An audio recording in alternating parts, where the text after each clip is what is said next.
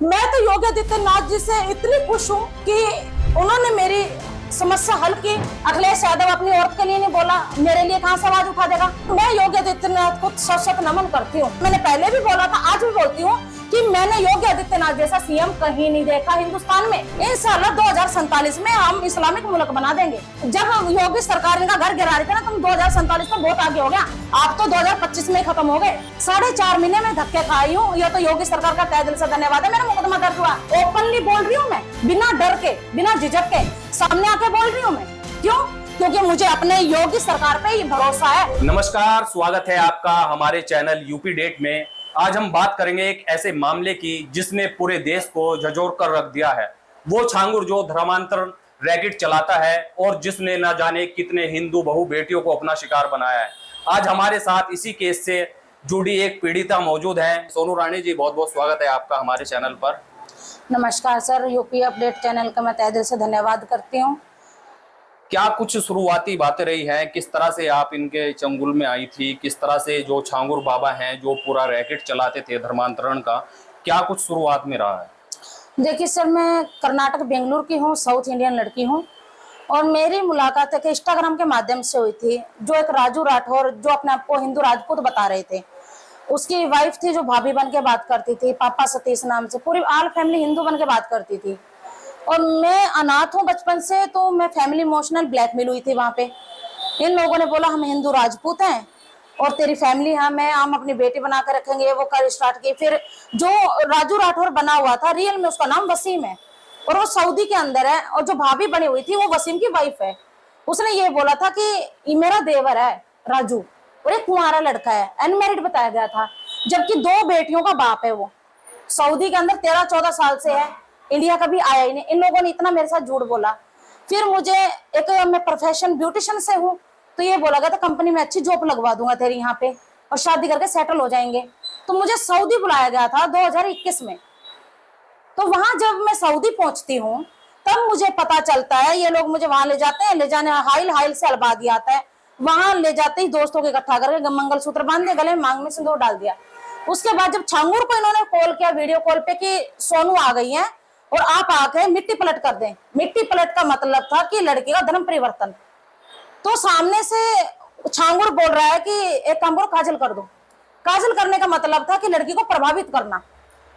तो मैंने पूछा कि ये हिंदू है, ये कौन थे? बोला हमारे माने हुए बाबा हैं, पीर बाबा हैं ये। तो भाई बाबा की आड़ लेके ये सिंडिकेट चला रहे। मुझे तो इस बात की कोई नॉलेज नहीं थी। उन्होंने मिट्टी पलट बोला, काजल बोला, तो मैंने सोचा कोई बात है। सामान आ गया। सामान आने का मतलब है लड़की आ गई। ये अपना सिंडिकेट का काम को आगे से आगे बढ़ा चढ़ा के चला रहे थे और मेरे जैसे लड़कों को समझ नहीं आता है। वहां पर जब इन्होंने मेरे पे धर्म परिवर्तन का दबाव बना, छांगुर ने एक बदर अख्तर सिद्दीकी को, जो अदिदलाम शहर सऊदी के अंदर स्थित है, उसे सऊदी के अंदर हाइल में भेजा और उसने भी मेरे ऊपर धर्म परिवर्तन का दबाव बनाया। मारपीट शुरू की गई वहां पे मेरे साथ। अश्लील वीडियो मेरी वहां बनाई गई जो राजू राठौर था वसीम ने। और अश्लील वीडियो के आधार पर इतना ब्लैकमेल किया गया कि 10 लाख मेरे से ऑनलाइन ट्रांसफर करवाए गए। उसके बावजूद भी इन लोगों की मानसिकता नहीं मरी। मैंने बेंगलुरु जब 3 महीने बाद भेज दिया था, यहाँ आने के बाद एक पुलिस स्टेशन के अंदर मैंने सूचना दर्ज करवाई इन लोगों के खिलाफ 21/7/2023 में। मेरे पास वायकादा पूरे डॉक्यूमेंट है। तो इन लोगों ने जैसे पुलिस का कॉल आया तो इन्होंने अश्लील वीडियो के आधार पे मुझे सहारनपुर बुलाया। मैं आना नहीं चाहती थी यहाँ पे, ना चाहते हुए भी मुझे डर था। मेरी अश्लील वीडियो थी, अपलोड कर देंगे जिस तरीके से इन लोगों ने फोटो अपलोड कर दी। तो उस डर की वजह से मुझे यहाँ आई। आते ही इन लोगों ने बंधक बना लिया। बंधक बनाया। बंधक बनाने के बाद मेरे साथ मारपीट करते रहे, गोमांस खाने को मजबूर करते रहे। भाई मैं पंडित की बेटी हूँ, मैं नमाज में कहां से पढ़ूंगी? जिसने पूजा पाठ जिंदगी भर किया है वो इंसान नमाज थोड़ी पढ़ेगा, वो क्यों करेगा? तो मैंने मना किया, विरोध कर लगातार मारपीट करते रहे। 12 दिसंबर को धमकी दी गई, अगर तूने आज धर्म इस्लाम पे नहीं आई तो तेरी दुर्दशा ऐसी करेंगे कि तू मुंह दिखाने के लायक भी नहीं रहेगी कि दुनिया में कहीं।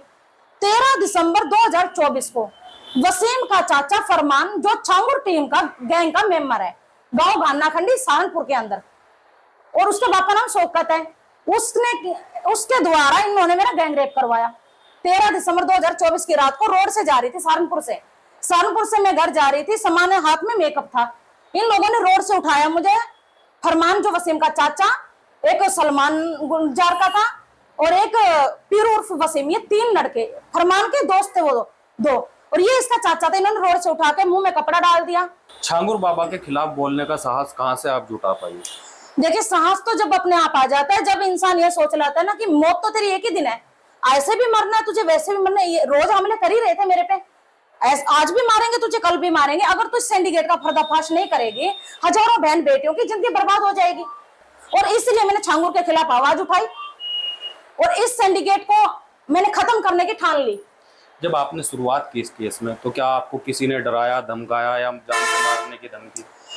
जब मैंने इस केस की शुरुआत की तो जो इसका चाचा है फरमान, इन लोगों ने मुझे इतना टॉर्चर किया है कि कुल्हाड़ियों से हमले, क्रिकेट बैटों से हमले, फेस की हालत देखी, चाकुओं से हमले, यानी कि कत्ल, मेरे को जान से मार दिया था इन लोगों ने अपनी जान में। बहुत डरा धमका, सऊदी से कॉल आते हैं मुझे, पाकिस्तान से कॉल आते हैं कि इस मुकदमे के अंदर तू बोल मत, बदरअख्तर सिद्दीकी का नाम मत ले, छांगुर का नाम मत ले, इनका सिंडिकेट का नाम ओपन मत कर। 500 से ज्यादा सऊदी के अंदर इनके एजेंट हैं। आपके मुरादाबाद, मुजफ्फरनगर, देवबंद के अंदर तालिबान खड़ा है पूरा। अब कई लोगों को मिर्ची लग जाएगी, मैं बोल रही हूँ, यहाँ से देवबंद के अंदर से अगर आप चाहोगे घर घर के अंदर से तालिबान का आदमी निकाल के दे दूंगी मैं, जो सिंडिकेट के अंदर काम करता है। यहाँ सहारनपुर के अंदर हजारों से ज्यादा इनके गुर्गे पैदा है। क्या आपको कभी ऐसा लगा कि आपकी जो ये आवाज है जो आप उठा रही हैं उसको दबा दिया जाएगा? दबाने की कोशिश बहुत की गई है, पर मैं दबने वाली लड़की नहीं हूँ। मैं क्षत्रिय लड़की हूँ, ब्राह्मण परशुराम का वंशज हूँ और ब्राह्मण का खून मेरी रगों में। मैं दबने वाली लड़की नहीं हूँ, मैं मरना पसंद करूंगी, झुकना नहीं। काफी संघर्ष के बाद केस दर्ज हुआ। केस दर्ज होने के बाद किस तरह की मुश्किलें आपके सामने आई? देखिए संघर्ष तो एक जिंदगी का अहम हिस्सा है। अगर हम संघर्ष नहीं करेंगे जिंदगी कैसे चलेगी? मैंने संघर्ष किया है 8 महीने, रात दिन एक किए, भूखी प्यासी, मैंने चक्कर काटे पुलिस थानों के। मैं तो योगी आदित्यनाथ जी से इतनी खुश हूं कि उन्होंने मेरी समस्या हल की और मैं योगी आदित्यनाथ को सशत नमन करती हूँ। शुरुआत में जब आपने मुकदमा दर्ज कराया तो सामने बातें आई थी कि आपने कोर्ट में भी गई है। कोर्ट की प्रक्रिया किस तरह से रही? क्या आपको कोर्ट से भी कुछ मदद मिली है इस मामले में? देखिए जब पुलिस स्टेशन में इधर उधर मेरी कहीं सुनवाई नहीं हुई, उस टाइम पे एसएसपी थे रोहित कुमार साजवान, मेरी कहीं से सुनवाई नहीं हुई, 3 महीने में भटकती रही।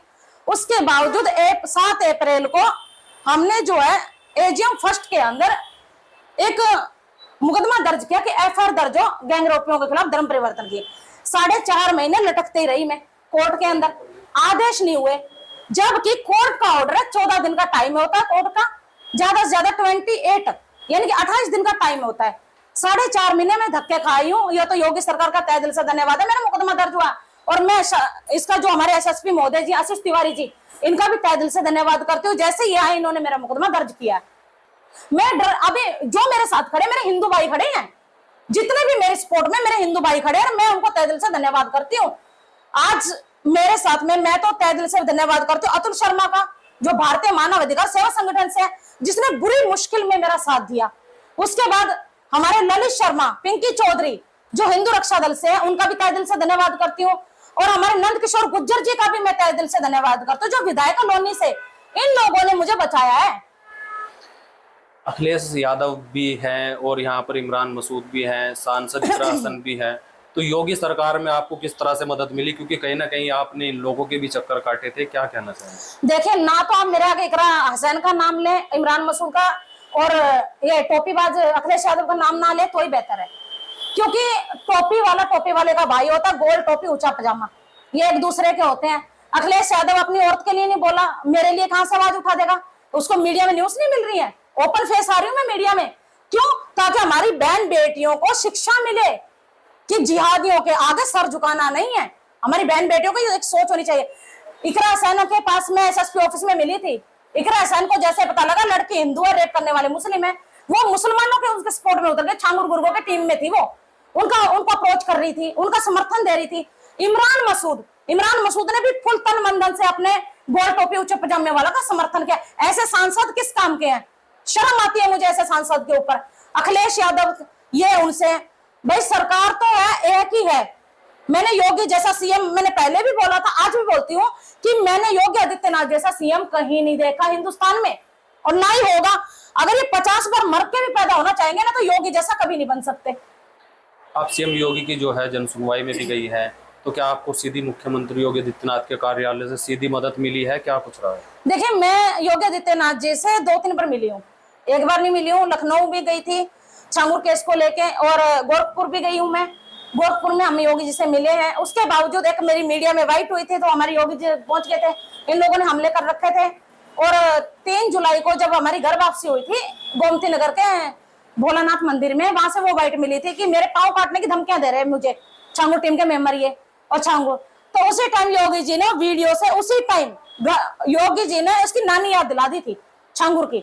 7 जुलाई को घर ध्वस्त किया गया। मुझे ये बोला गया था कि क्या बोलते हैं उसमें, सॉरी, इंशाल्लाह 2047 में हम इस्लामिक मुल्क बना देंगे। मैंने जब योगी सरकार का घर गिरा रही थी ना, तुम 2047 तो बहुत आगे हो गया, आप तो 2025 में खत्म हो गए। ये हमारी योगी सरकार है। सीएम योगी की तरफ से कितना आपको सहारा मिला, उनकी सरकार में कितना सपोर्ट आपको मिला है? देखिए, योगी सरकार की तरफ से सपोर्ट ही सपोर्ट है। जब तक आज तो मैं जिंदा भी हूँ, योगी सरकार है। अगर योगी सरकार नहीं होता तो मेरी हड्डियां भी ना मिलती यहाँ पे। और जिस दिन योगी नहीं रहेगा तो ये देख लो हालात क्या करेंगे। मैं ये चाहती हूँ, आम जनता से भी एक विनती करना चाहती हूँ, आप मेरा चेहरा देख के ये सोच लीजिए ये लड़की कड़वी सच्चाई बोल रही है, गुस्से में बोल रही है, डायरेक्टली मुंह पे बोल रही है। क्यों बोल रही है? क्योंकि योगी सरकार अगर नहीं होगी तुम्हारी बहन बेटियां सेफ नहीं है और ना ही तुम लोग सेफ हो। क्या आपको लगता है अगर योगी सरकार न होती और सीएम योगी आदित्यनाथ न होते, अन्य किसी और की सरकार होती तो आपको न्याय मिल पाता, आप यहाँ तक पहुंच पाते? अगर इसकी जगह अखिलेश यादव की होती सरकार, या कांग्रेस की होती, या कोई और सरकार होती ना, छांगुर आज तक जेल से बाहर होता और मेरे जैसी लड़कियों को ऐसी जगह भेजा जाता जब द्वारा हमारी कोई थोड़ी बहुत खबर भी ना आती। ये योगी सरकार योगी राज है, भाजपा सरकार है, तभी हम बैठे हैं आज चैनल के सामने आके ओपनली बोल रही हूं मैं, बिना डर के, बिना झिझक के सामने आके बोल रही हूं मैं। क्यों? क्योंकि मुझे अपने योगी सरकार पे ही भरोसा है। अगर कल को मेरा मर्डर भी कर दिया गया तो मेरे मर्डर करने वाले जिंदा नहीं बचेंगे, ये मुझे पता है। सीएम योगी आदित्यनाथ से पहले अखिलेश यादव की सरकार थी, उसमें महिला कितनी सुरक्षित थी, आपका क्या अनुभव है, क्या कहना चाहिए? महिला इतनी सुरक्षित थी, अखिलेश यादव की सरकार थी ना, इतनी महिला सुरक्षित थी। आम सड़कों पे रेप, सरेआम मर्डर, सरेआम गुंडागर्दी, सरेआम नशा आम चीज थी। अखिलेश यादव की पार्टी इतनी अच्छी है, गोल टोपी ऊंचा पजामा, एक दूसरे का भाई भाई गले लग लो। भाई इतनी बढ़िया सरकार दोबारा जिंदगी में कभी ना आए, और अखिलेश यादव मैं कह रही हूँ कभी जिंदगी में ना आए तो बेहतर है। वरना आज मैं हूं, कल आपकी बहन बेटी होगी, किसी और की बहन बेटी होगी, अखिलेश यादव बलात्कार होंगे, मर्डर होंगे, क्या बोलेगा पता है? अरे बाहर निकाल दो, अपना ही आदमी है, हमारा ही आदमी है, बाहर ले लो, ये चलता है। अखिलेश सरकार जब थी तो क्या लगता है आपको, जिस तरह के छांगुर बाबा हैं इस तरह के और भी काफी बाबा होते थे, तो क्या इन जैसे लोगों को संरक्षण मिलता था? संरक्षण मिलता नहीं था, मिलता है। अखिलेश यादव की तरफ से पूरा संरक्षण मिलता है। कांग्रेस, अखिलेश यादव, ये जो गठबंधन बना के घूमते हैं ना, इनकी तरफ से पूरा संरक्षण अखिलेश यादव की तरफ से। आप देखना कहीं ना कहीं कनेक्शन पक्का छांगुर का अखिलेश यादव से जुड़ा होगा। मैं तो इस चीज की जांच नहीं कर रही हूँ, पुलिस ही करेगी ना जांच। तो अखिलेश यादव का 100% इसमें समर्थन मिलेगा। आज आप कैसा महसूस कर रही हैं सीएम योगी सरकार में, और महिलाओं को सुरक्षाओं को लेकर क्या संदेश देना चाहेंगी सीएम योगी? मैं अपने आप को बहुत सेफ महसूस कर रही हूँ योगी सरकार से, और योगी सरकार को मैं अपना एक गुरु, एक बाप के रूप में, भाई के रूप में देखती हूँ जब से मेरा मदद की है। और योगी सरकार है तो मैं खुश हूँ, सेफ भी महसूस करती हूँ, और मैं चाहती हूँ कि आने वाले दिनों में योगी सरकार ही आए। मेरा बस चलाना, मैं योगी सरकार को गिरने नहीं दूंगी।